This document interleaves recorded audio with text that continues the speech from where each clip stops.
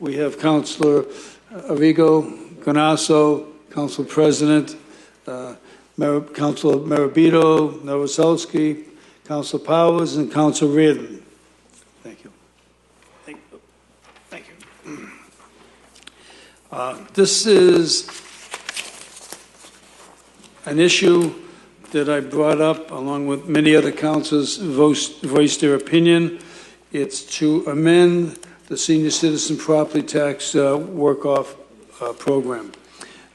We recommend that we increase the dollar amount from $8 per hour to $12. This will also affect the number of hours the senior citizens work. So at this point in time, I'll open it up to my colleagues if there's anyone that'd like to speak about it. Mr. Chairman. Councilor? I just absolutely think this is the right time to do this and increase it in an appropriate manner. And they've waited for years to do this. I don't think this is going to put a tax burden within our community. And I think it gives relief to those who need it, especially if they offer back their assistance in their work. As some people work beyond what they're paid for. So I think it's a good effort. Thank you, Mr. Chairman. Anyone else? Council President? Thank you, Mr. Chairman. I think, we've all talked a lot about how underpaid the seniors are, and especially compared to other communities. And we've pretty much talked this out, and I think we should move on this tonight to vote it out in the affirmative. Thank you. Anyone else like to speak on the issue? There being none, I close this section. This will be voted out favorable this evening to the full council. Moving on to the next item. This is an ordinance amending the Title 8, Chapter 836 of the tobacco products. Now, pros and cons, we have anyone out there that's for it? Would they like to speak?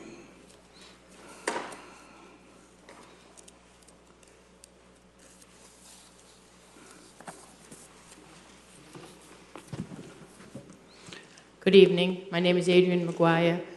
I live on 114 Pearl Ave. And I'm here tonight to talk about our teens and our teens' health and the benefits of making a change to this ordinance from 18 to 21.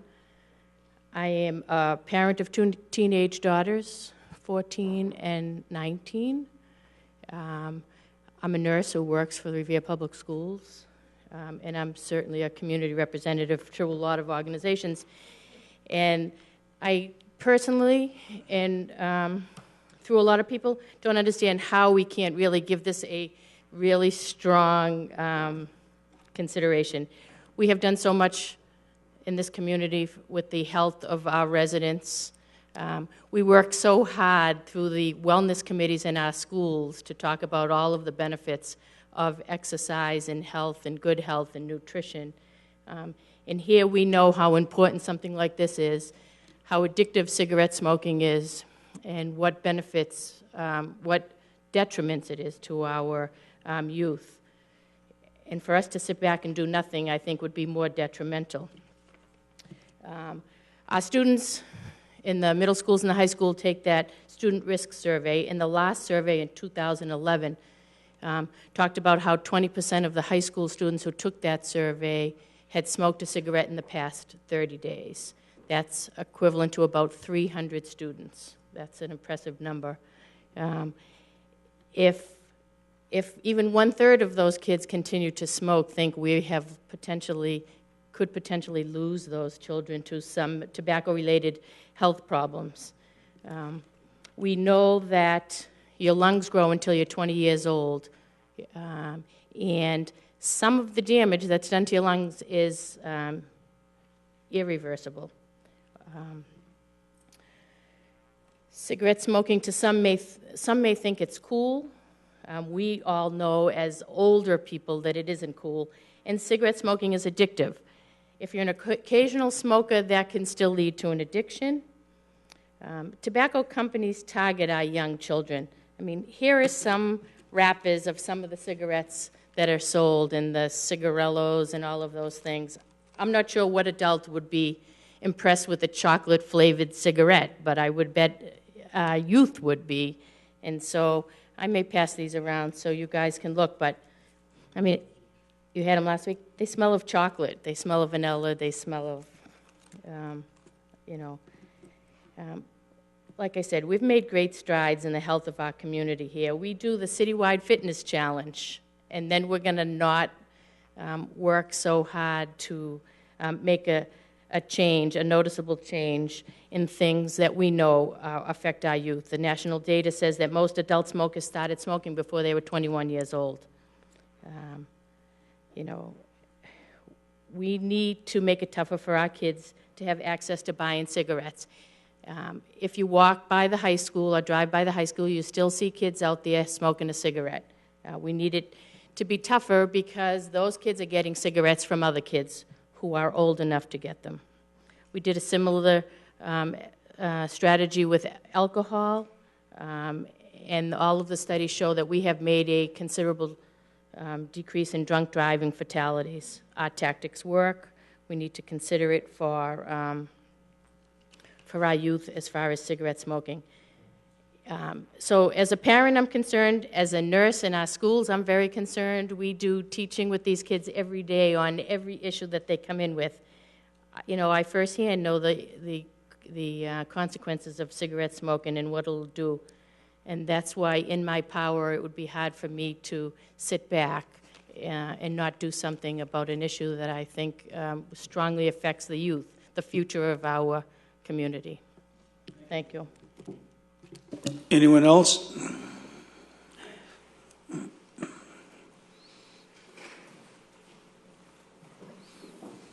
Good evening. My name is Kitty Bowman. I'm the director of Revere Cares, and I work at 300 Ocean Avenue at the MGH Revere Healthcare Center. One thing as I started, I want to stress. Over the last 17 years, this city council has done an incredible job in terms of being leaders in public health. And when I look back at what is accomplished over the last 17 years, it is amazing in many ways. And I'm just going to give one incident recently that demonstrates it. The Narcan program that the Revere Fire Department given Narcan on the trucks. Revere was a pilot. It was the first fire department in the country to carry Narcan. We've had, I believe, 132 uses with 125 saves. That is an incredible statistic when you think about the number of lives that have been saved by the support and the work of this city in the area of public health. And as last week, Tuesday afternoon, the director of the White House Office of National Drug Control Policy came to Revere and visited the Revere Fire Department to thank them for their leadership. And today, I am here, and it's relevant to this, to ask you to step up to the plate and be a leader again, and to remember that your work in the past has contributed to Revere being a very different place than it was 17 years ago. We've grown, and it has been good for residents, it's been good for businesses, it's been good for this city. And I believe what we're asking you to do today will also be good for all three of those groups. At the last hearing, the lawyer for the businesses argued to maintain the current age of purchasing tobacco products. He argued that tobacco use, unlike driving under the influence of alcohol, does not have any victims other than the user, so they're only impacting themselves. I strongly disagree with that on a very personal level, as well as a professional level. On a personal level, I'd like to share with you how I've seen premature death as a result of smoking impact my family. My father died at age 62 of emphysema and heart disease. My mother died at age 70 of throat cancer. My mother-in-law at 65 of heart disease. My brother-in-law is 60 at lung cancer. My sister-in-law is 70 of a persistent lung infection. I have an aunt and an uncle who also died of lung cancer. They all started smoking very young, most of them before their 20th birthday, and my father at age 9. When you have that kind of family history, I don't think there's any way you can believe an argument that use of tobacco doesn't impact anyone but the person who uses it. I further argue that we're all impacted by tobacco use. Between 2000 and 2004, $96 billion, not million, billion dollars was spent on healthcare-related, tobacco-related healthcare cost. The burden of death, disease, and disability by the users of tobacco products doesn't just lie with the smoker, but with society as well. Tobacco-related health care cost and productivity loss in the United States cost in that same time period $193 billion. And what does that equal per pack of cigarette? $35 per pack of cigarette is what the cost in health care.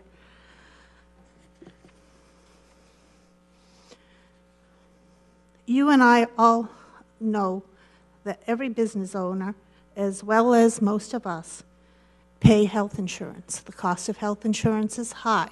That cost is driven by the illnesses people have. So when you're thinking about what the cost of health insurance is for you personally, for businesses, and what the cost to business is of tobacco-related illnesses due to productivity and health care, we know that we are all victims, every one of us.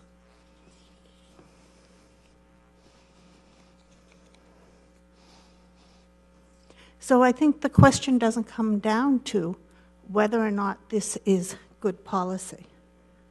It comes down to whether it will work.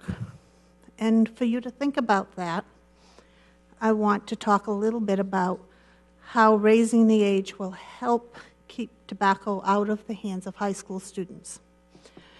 Research shows that kids often turn to older friends and classmates as sources of cigarettes. When you raise the tobacco sales age to 21, reduce the likelihood that students, high school students, will get a hold of and use tobacco. About 700 kids under the age of 18 will become a regular smoker every day. 1 in 3 will eventually die as a result. So what does that mean in Revere? At the high school, 300 students today, given our statistics, smoke. That means 100 of those 300 young people are going to die of tobacco-related illnesses. I think most of us would do whatever we could to reduce that number, and we are asking for your help with exactly that.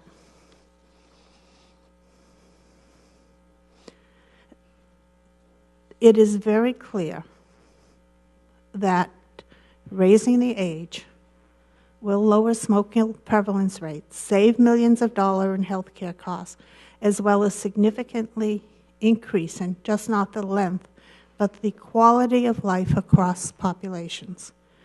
I ask you to seriously consider these arguments today. Thank you.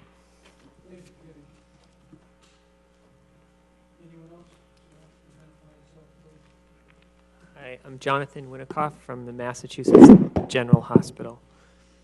And I have a few handouts, if you would allow it, Chairman. Yes. You would allow? Okay. This one first, and then this one, and then this one. Thank you. Thank you, Mr. Chairman. Thank you, President. Thank you to the board. Mass General Hospital has helped the people in this area and of Revere over the past 200 years.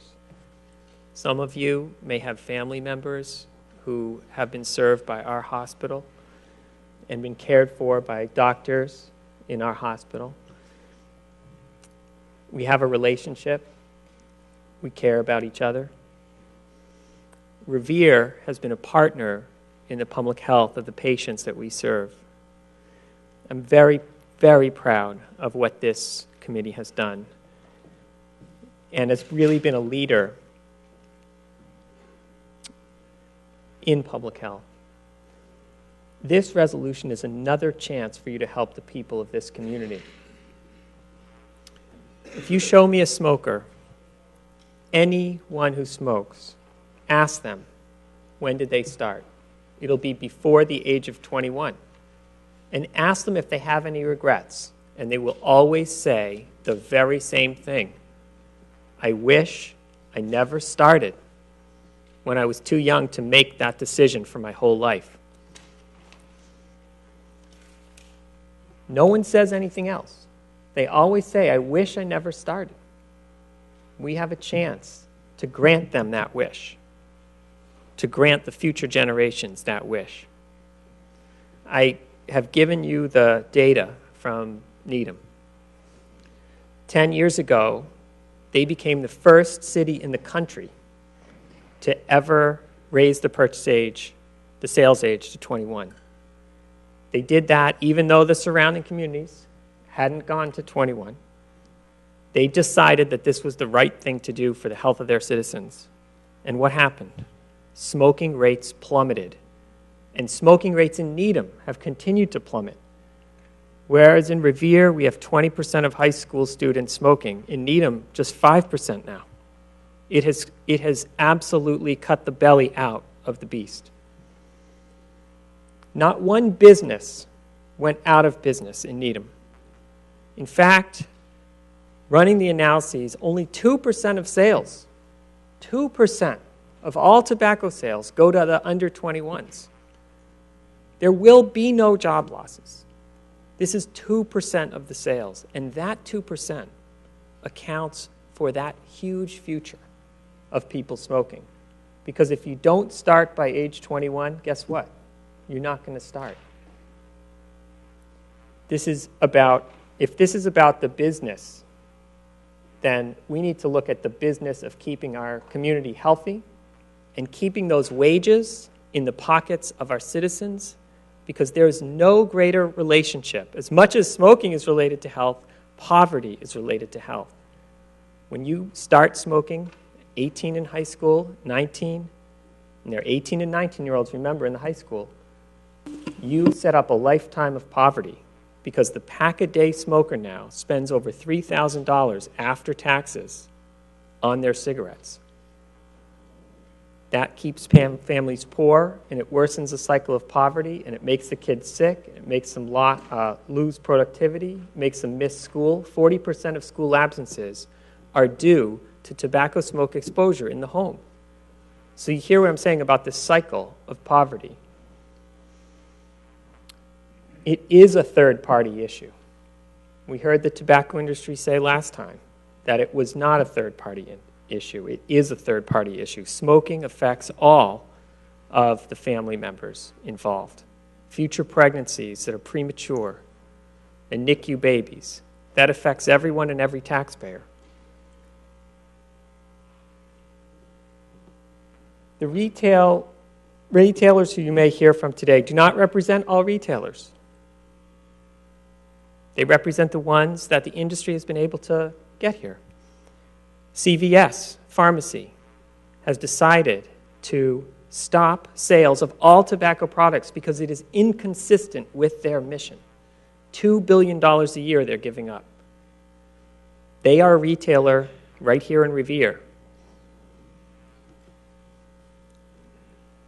Raising the age to 21 can reduce smoking rates to single digits. There's almost nothing that you could do in your careers to help people more, because smoking is the leading cause of preventable disease and death in the United States. It's number one. There's no other product that, when used as directed, kills half the people who use it. Kills half the people who use it. The strategy is already working. We heard about Needham, but there's 12 other cities, and weekly we get a call from people who are doing this in their towns and cities. This is the bite of the apple we have right now. Everyone wants to get on this bandwagon because they know it is going to drive public health in their communities. That's why I'm asking for your strongest consideration. 90% of people who distribute to minors are between 18 and 20. Well, 18 and 19-year-olds are in high school. That's how it gets down to the students. That's how everyone smokes. There's no regulation like raising the age that can reduce that kind of access. We have education programs. We're doing all that. It's the regulations that have the biggest possible impact. We heard that a similar strategy has been used for alcohol, but guess what? We have 21 laws for other addictive behaviors like gambling. We don't let people carry a weapon until you're 21 in public. 21 for alcohol has lowered the crash rate by 80% in youth. There's a critical window of brain development below the age of 21. If you start smoking then, it is very, very hard to quit. The brain is different. It's more changeable. And the brain neuroscience shows that the seat of judgment isn't fully myelinated until later, after 21. So it's not fair when you see these colorful things that the industry wants to make our kids smoke so that they have a lifetime of smoking. It's not fair that they entice them with these blueberry, vanilla, chocolate flavors because they know if they get them started on that, they're going to be smoking for a lifetime.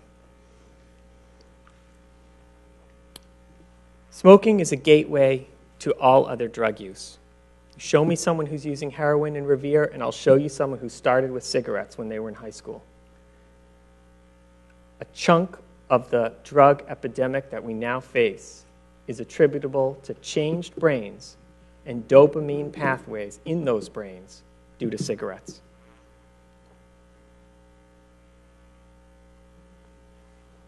I'll be happy to answer any questions, but I know that there's other people who want to speak. Thank you very much. Thank you, Doctor. Would anyone else like to speak? You make it brief, please. I'll be very brief. My name is Jonina Gorenstein. I work at MGH Community Health Associates, 300 Ocean Avenue, Revere. And I attended the last hearing as well. And I heard a little bit about smoking in the military. And I just wanted to, I know you all shared, I think you all received some information about smoking in the military. I won't go through that, but I just want to emphasize that in 2007, the Veterans Administration and the Department of Defense requested that the Institute of Medicine make recommendations on how to reduce tobacco initiation and encourage cessation in both active duty and veteran populations. So the Department of Defense wants to increase and protect health of its volunteers, the young men and women who volunteer at the age of 18, 19, 20, 21, and above to serve this country.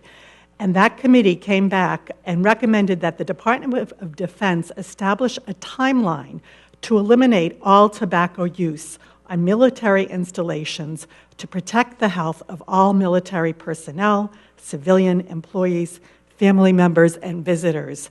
And the reasons, I think, are fairly obvious why the United States military would want to even consider setting this as a goal.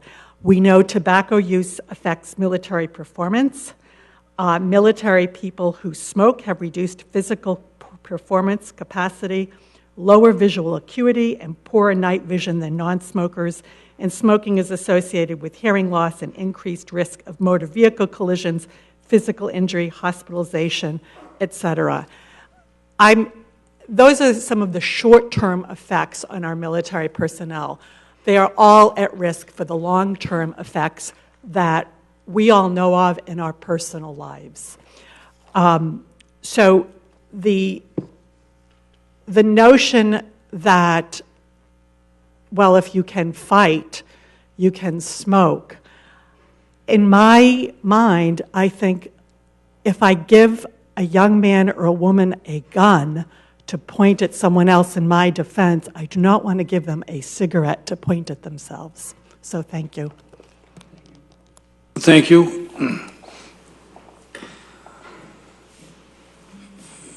Good evening. My name is DJ Wilson. I'm the Tobacco Control Director. I have an updated list from 2 weeks ago to hand out to you. Okay. Mass General also?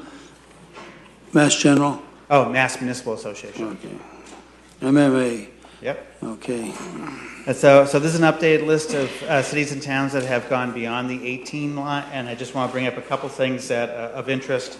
So an issue came up as whether or not this is difficult to enforce. The first 7 on that list are in effect as it is now, and they have not been a problem, including the town of Brookline, which has about the same population as Revere. And we also have had no lawsuits come about in Massachusetts for the 7 or the other ones that are not in effect yet.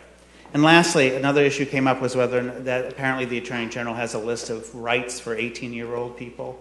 But just to look at number 3 on that list, that is the town of Brookline, they pass as a town bylaw.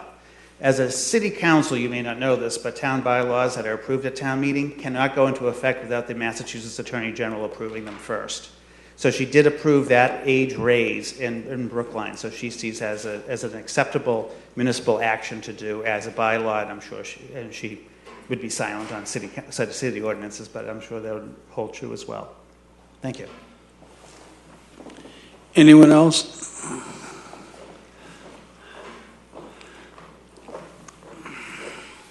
Good afternoon, councilors. My name is Viviana Catano Merino. I'm a resident at Beachmont, and I'm a parent of 2 young children, ages 5 and 7. Tonight, I also come to represent the Revere Cares Alcohol, Tobacco, and Other Drug Task Force. And as I mentioned previously, when we heard about this motion, we reviewed the data, and we found that this is a motion that we wanted to support because the evidence is out there that would be incredibly beneficial for our youth. And I'm sure you know all the facts, but I just want to remind you that 400,000 people die every year from tobacco-related health problems. This is higher than any deaths from AIDS, from alcohol abuse, from car accidents, from illegal drugs, from murder, suicide, and fire combined. Some of these issues are very hard, but when it comes to tobacco, we have an opportunity to actually do something. One of the things that I want to talk about as a parent, as I learn more about this work, what really infuriates me is how tobacco companies have the gall to exploit our youth's vulnerability. They know that, as Dr. Winnicott was saying, our brains are now fully developed. They understand the psyche of the adolescent. They know that adolescence is a period to take risks, is a period where you want to copy behavior. If you see somebody smoking in a movie, they look sophisticated, or if you want to be that risk taker and you want to copy what your older peers are doing, tobacco companies know this, okay?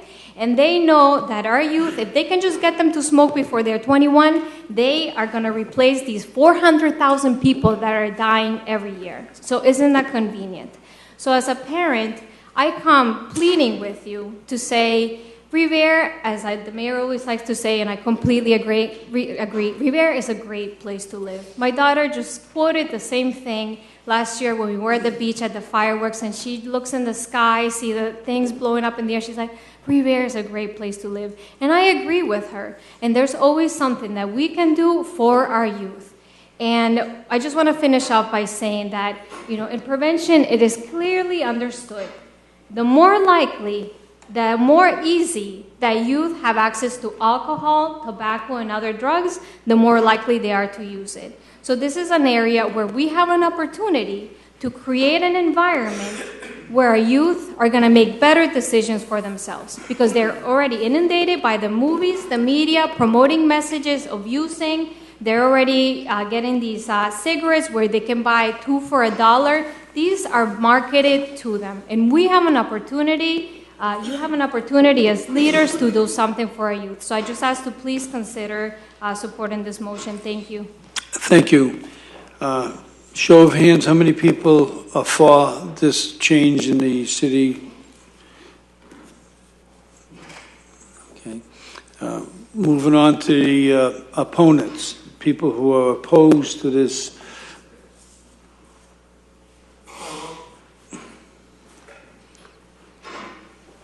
Please identify yourself when you reach the podium, please.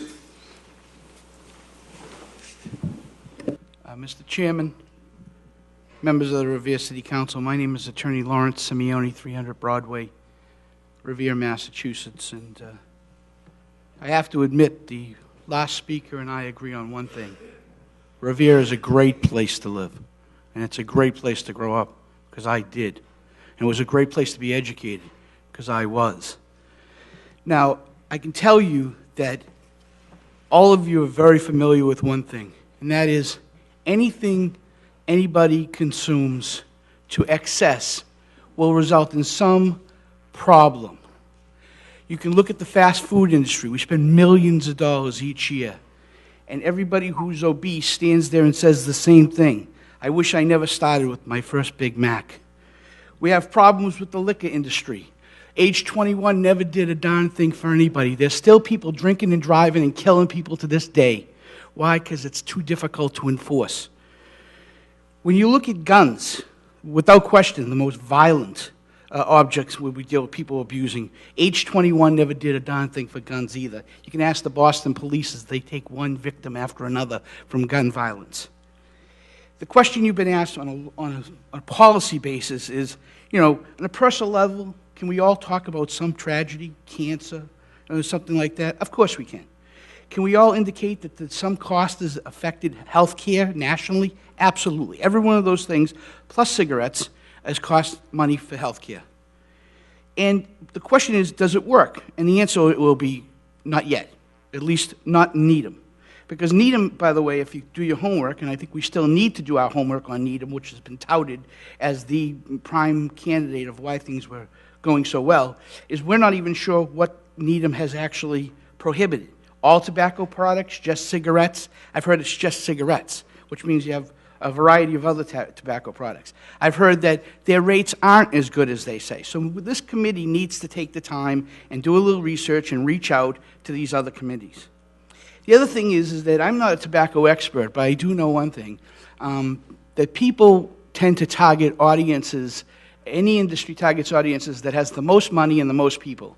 And when you see Tiparillos and soft cigars and soft tobacco products, they're not looking directly at the children. They're looking at the largest financed purchasing body in our country, women. Women like flavored cigars. Women like to be sophisticated looking. So to stand here and say that they've wasted thousands and thousands of dollars, millions in fact, creating products just to go after 21-year-olds is truly not the truth. Now, I come here not to discuss the issue. That issue is a policy issue. Clearly, anybody who has watched anybody die of lung cancer knows that cigarettes are bad. Okay? What I come here for is just to speak to the business community and the business community's concerns. It's disingenuous to say that the only sales that we lost is 2% of sales from cigarettes. That is absolutely incorrect.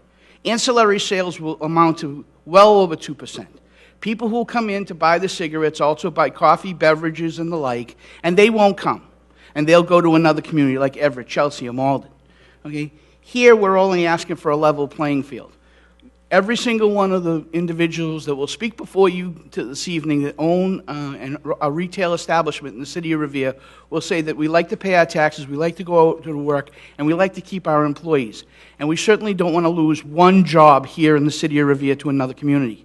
The reality is that if it was a statewide initiative and it was approved, then everybody's at the same level playing field. The other thing that the proponents fail to look at is the burden of enforcement. In the ordinance, it says it's the police, it's the Board of Health, whatever. The burden of enforcement falls on the individual retailer. If the retailer fails to stop and check the young people for age 21, he has to stop people in line, just as he does in alcohol, stop the service of his client to see if, in fact, the individual is old enough. If he fails to do that, he gets fined.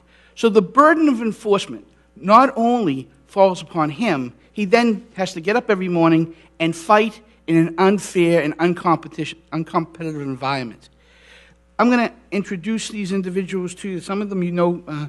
They're certainly Mr. Prizio from Northgate Partners, LLC, who I represent. There's also a gentleman from Shell gas station. There's a young lady from Tedeschi's, and she'll speak to the issue, and a couple of others. But they'll tell you, it's not easy out there working. It's not easy out there maintaining the business. And they would appreciate at least a level playing field so they can go out and work every day and offer the highest and best services to the people of the city of Revere. Thank you, Mr. Chairman. Next speaker, Tony.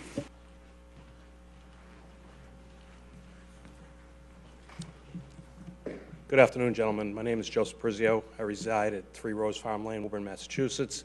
I own and operate 2 convenience stores in Revere, Massachusetts.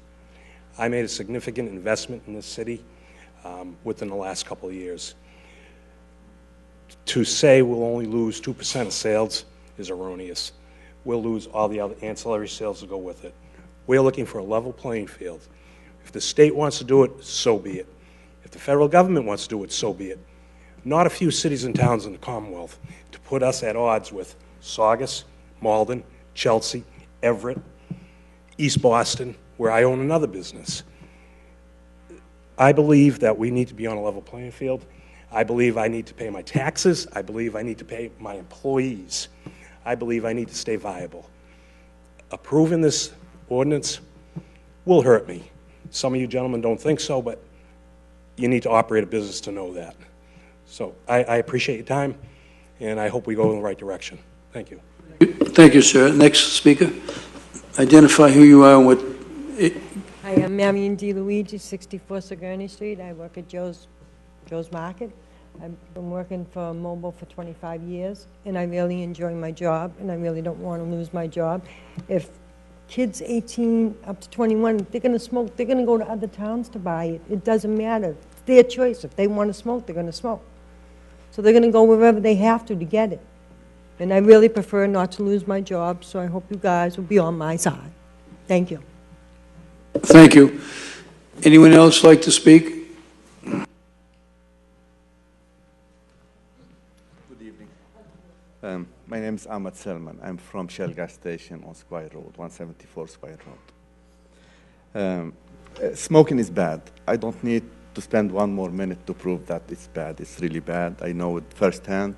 I used to smoke 2 packs a day. I quit. I quit not because I didn't have access to it. I quit because of other reasons. Not having access to smoking probably makes the smoking more attractive and makes you really want to smoke. One issue is 2% of cigarette sales lead to the loss of 2% of customers. Sometimes I look at my business and I think I need 98% of the customers to break even, to pay my expenses. So 2% of my customers is very meaningful to us. Especially if it was a statewide campaign, we would be happy to do that. I don't want my kids who are like 11 and 13 to be smoking, but statewide campaign would be great, and we would be more than happy to help and make contribution to this. And if we expect that someone shows up and he's between 18 and 21 to buy cigarette or tobacco product, and I tell him, no, I can't sell you, do we expect that he will tell me, oh, that's it, I'm quitting? If we expect that, that would be wrong. We don't have that expectation. And would be nice if the campaign, our colleagues here, if they propose like 2% reduction in our taxes owed to the city. I pay close to $40,000 in taxes to the city. 2%, that would be great. That would be an idea. And I think this will hurt our business. I encourage everyone to, so we can have level playing field, and we don't want to lose our customers to other cities. Thank you very much. Thank you, sir. Anyone else like to speak and oppose to it?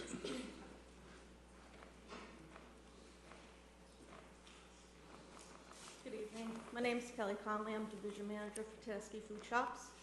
We operate 3 stores in Revere, and we just, about a year ago, November, opened our 3rd store on Squire Road. And it is going to hurt business. We just got hurt in last July with the cigarette increase. Cigarette business is already down and affecting other sales. My main concern is people are going to lose their jobs. And I started where they are 10 years ago as a part-time associate. So to be able to build up and work your way up through a company is very rewarding, and we at Tedeschi Food Shops do that throughout all of our stores. But we are also a very responsible tobacco retailer. We provide CBT training. We run age-restricted reports, which managers are supposed to review. We have an age restriction on our registers. So we take the necessary steps to try to prevent the sale of tobacco to people who are underage.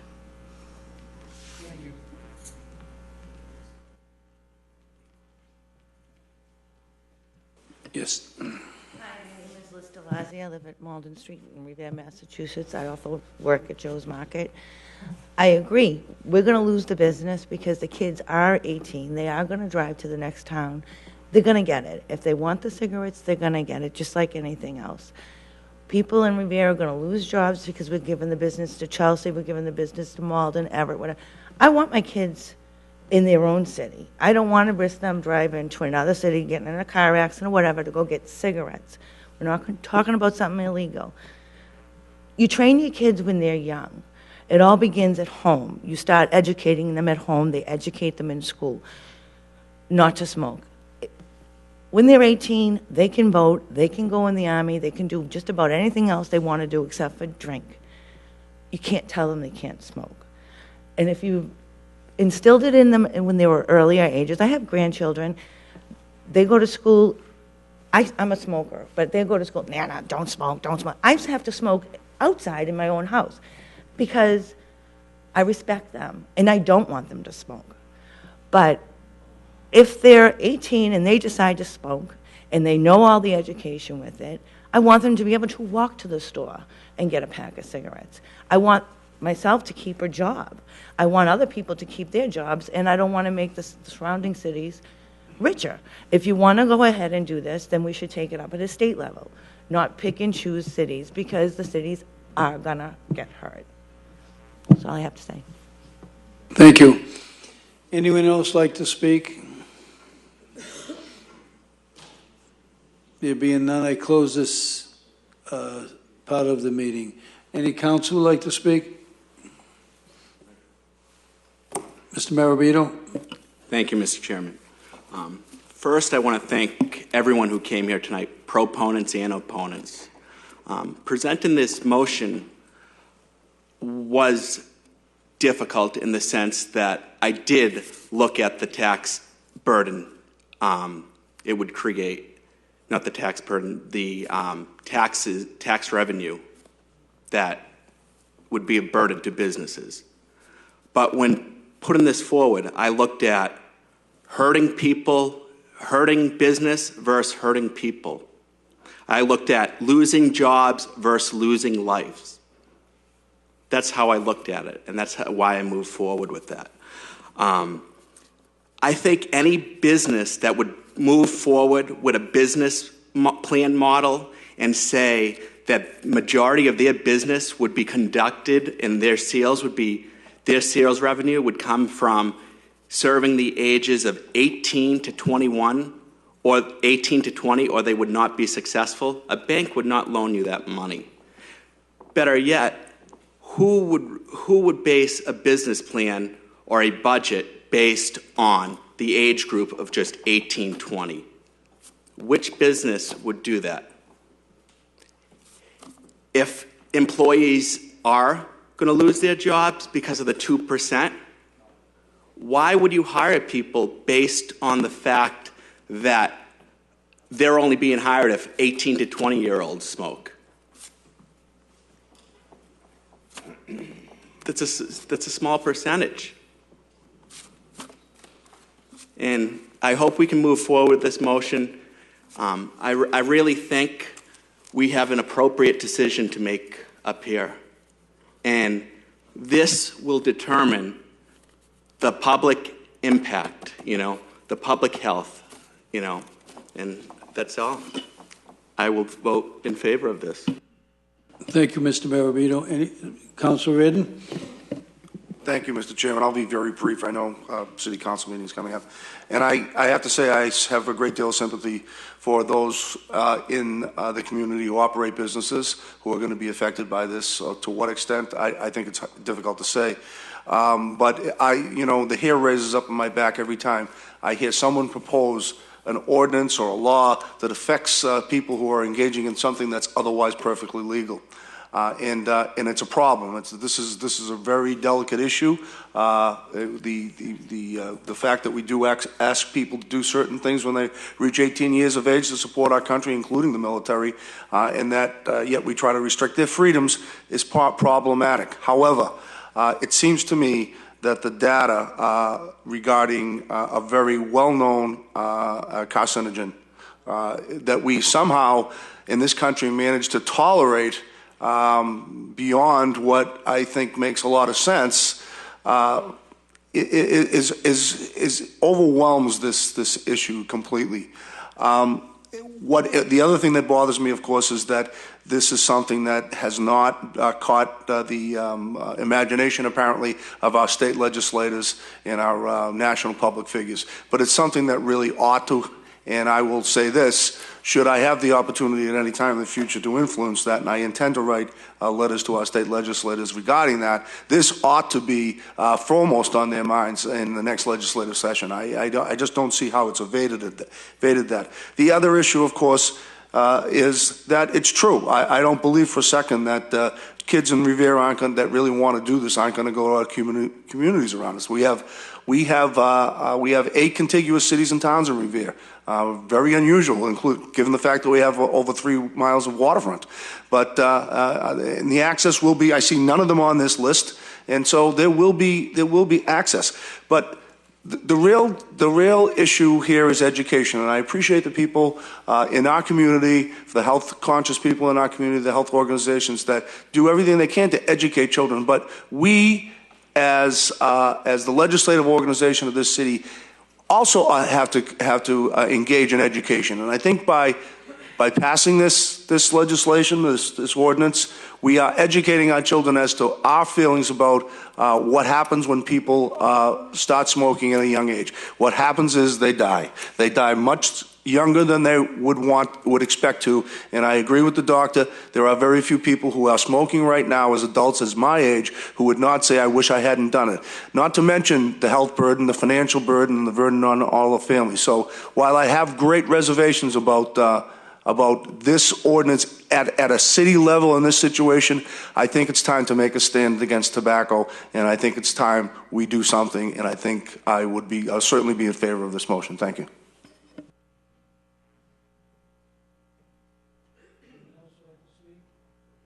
On the council? Mr. Chairman. Mr. President. Okay. Unless the President wants the floor. Yeah. Mr. Chairman, ladies and gentlemen, I honestly have not made a decision in my mind whether or not this is the right thing to do. I know we want to take care of the kids, but then we have the businesses and we have the schools. But I look at this list that was passed out on this, that everybody passed it. Get a list. And there isn't one city on this list. They're all towns. So they have town meetings to do it. So personally, I would like to do some more research on it. I'd like to look into it closer. I also bring up the point that when I go by the high school, the kids walk out the doors, and what do they light up first? A cigarette. I see it happening. I'm wondering if we should pursue this even further to stop smoking on school grounds. The parents go pick up the kids, they're smoking. It's not allowed? It's by city ordinance? I don't know. Okay, well, I stand corrected if that's the point, but I didn't see it in the ordinance. So, and whether or not it deserves to be up here or it should be with the Board of Health, because they make ordinance changes too. So I would still like to look on look at this further and see which way we want to go in the future.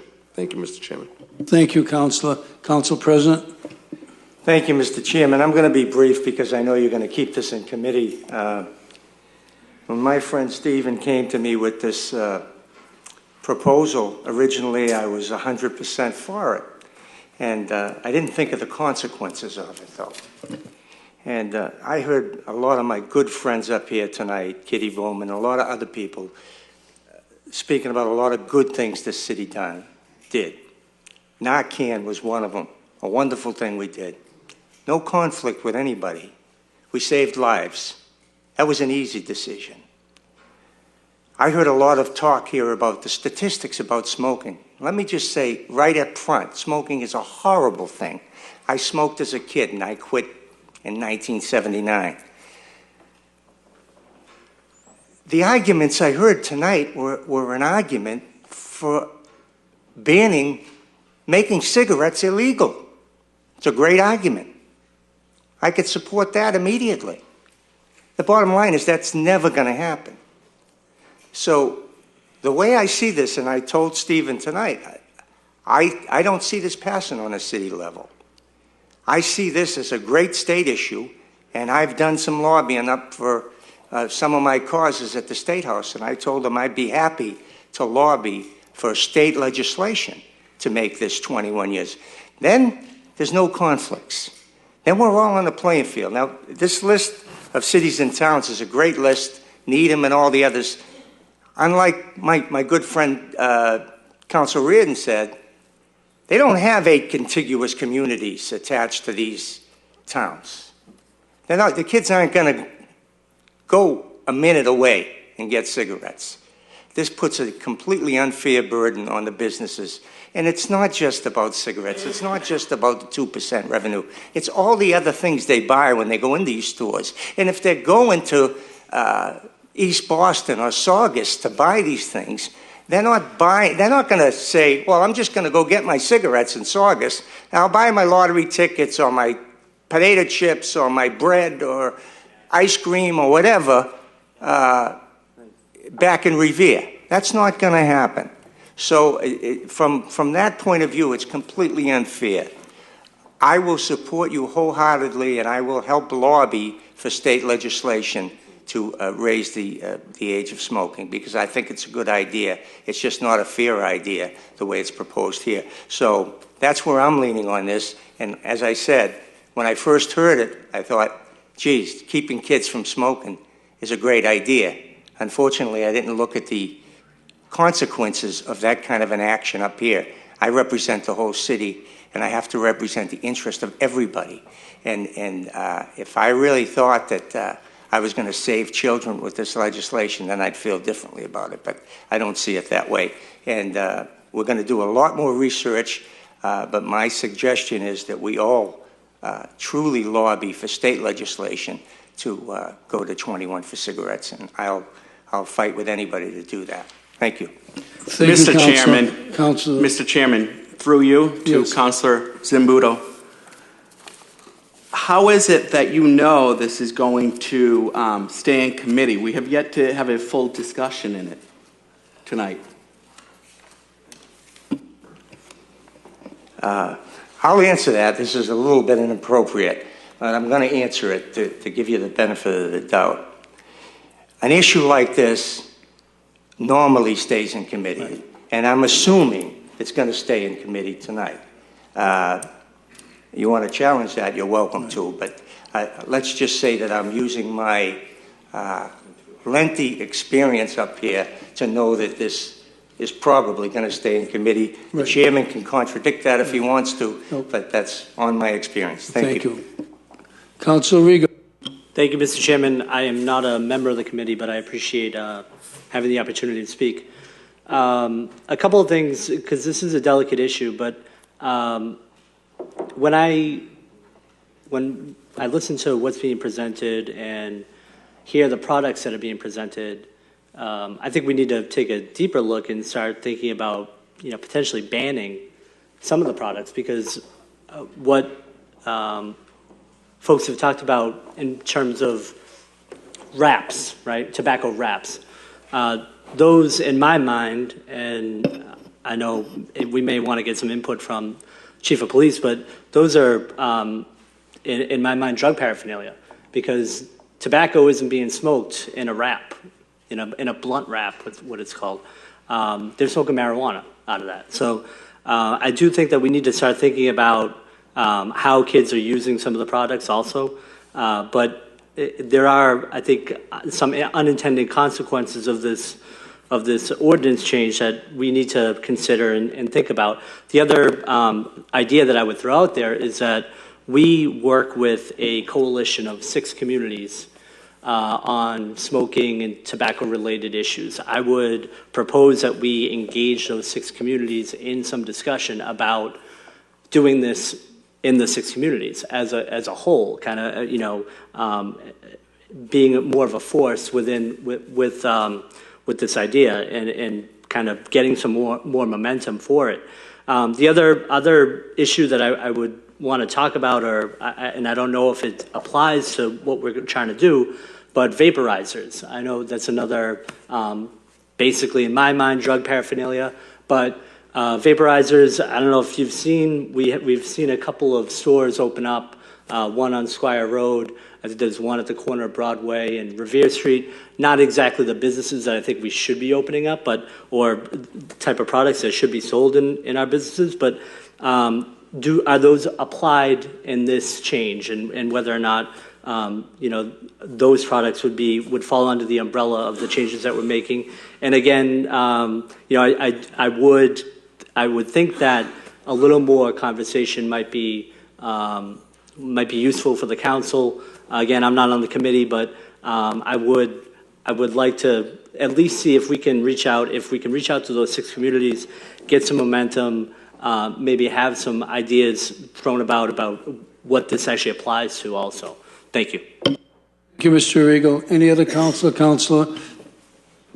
Well, I was going to reserve my comments because I'm not a member of the subcommittee, and I thank you for the leverage of doing so.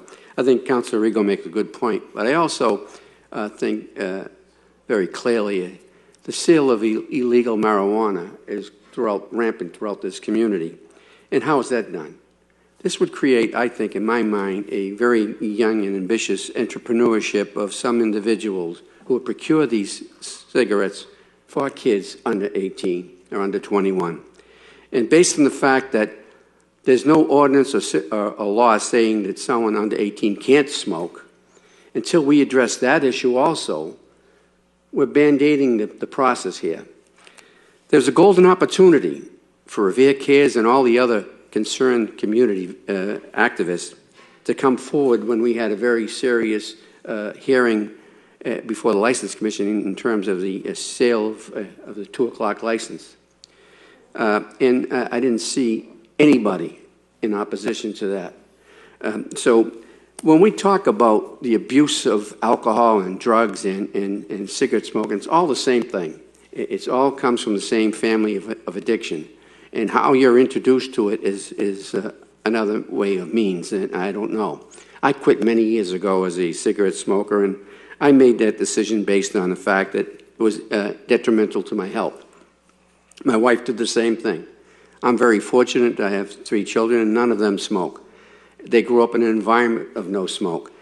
But there were neighbors and friends that they socialized with that did smoke, and their parents did smoke. And it wasn't that introduced them to cigarette smoking.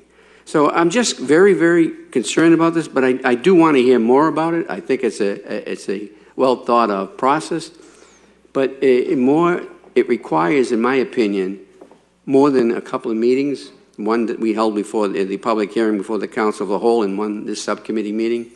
I don't think it's unfair to review it again and again and again until we get it right.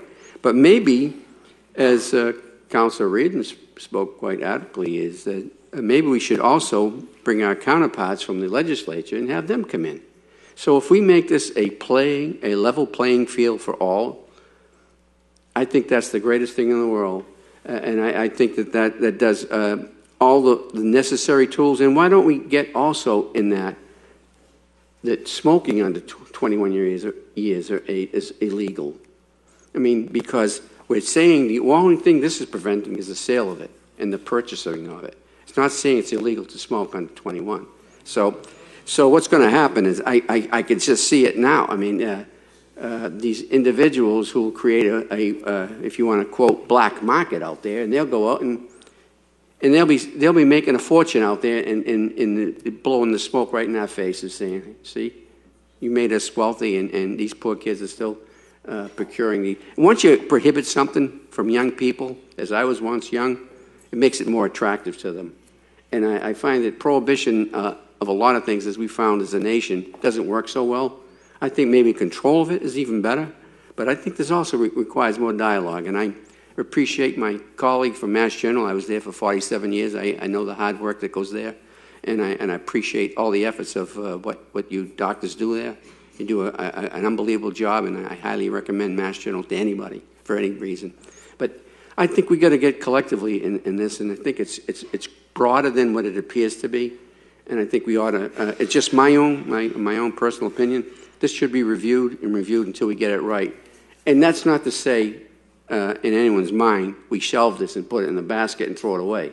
We'll revisit this and come back to it and keep coming back to it until we get it right, I think. Thank you, Mr. Chairman. Thank you, Councilor. Councilor Marabito. Sure. Just want to touch on a point Councilor Arrigo made. I thought it was a good point that we should collaborate with our surrounding cities. But at the same time, we could pass this motion, and then we can get everyone on board. We were elected to lead, not to get everyone on board and then lead.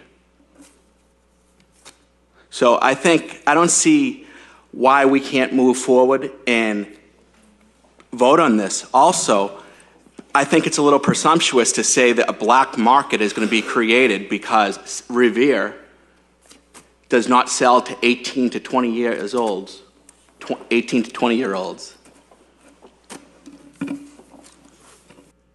Thank you, Mr. Marabito. We had a lot of dialogue up here tonight. We spoke about the 6-member collaborative. Have you people spoken to them yet? We spoke about state involvement on it. Okay, again, if we go in not as one city but as multiple cities, it gives us more strength. We spoke about Suffolk County. We spoke about the surrounding areas. There's not one surrounding area that has taken advantage of this.